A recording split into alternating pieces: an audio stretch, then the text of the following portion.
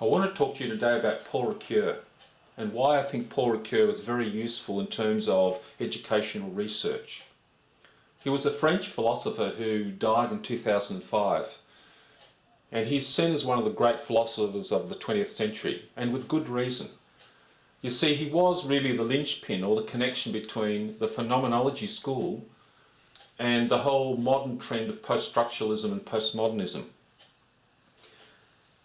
The reason for this is that he saw the connection between text and experience.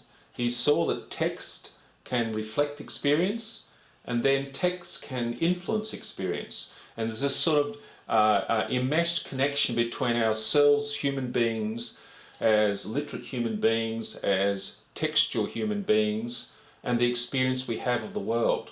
So this connection, I think, is quite important in terms of understanding learning, understanding how the transitions that people experience in their lives can be understood.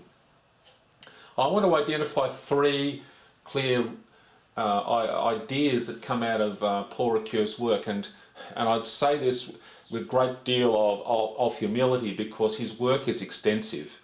And to identify just three ideas is probably not doing respect to his work, but nevertheless, in this short video, I need to identify three clear ideas. So the first one is self as construction.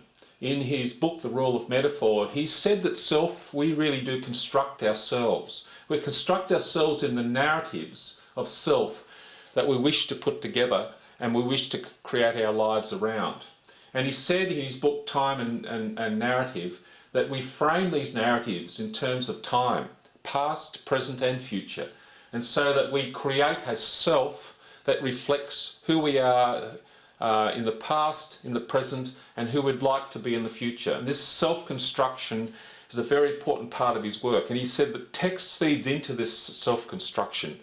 Our stories, we tell ourselves, the stories we read, the ideas that filter through our lives are part of this construction.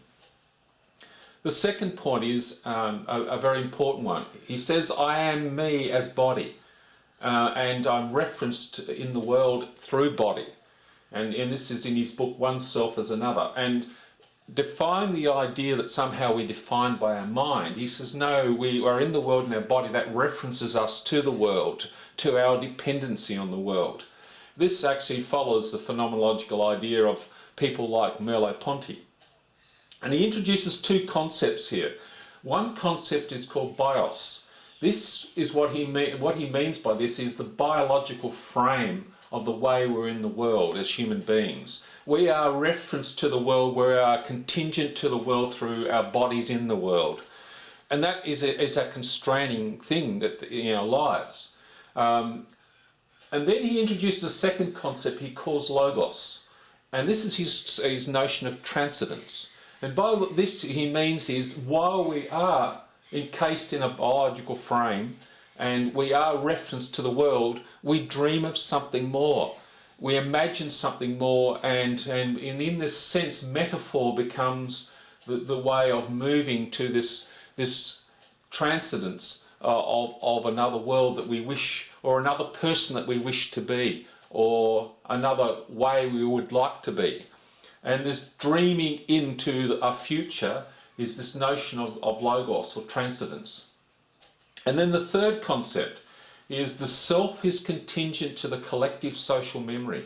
We are not just alone, we are contingent and constructed by what has gone before. And so this collective social memory constructs us, and it's not just in the fact of the memory itself, it's in what's forgotten.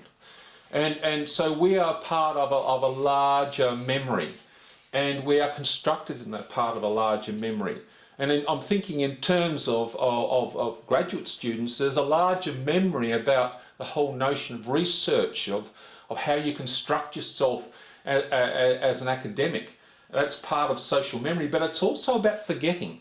What do we choose to forget? What do we choose to remember?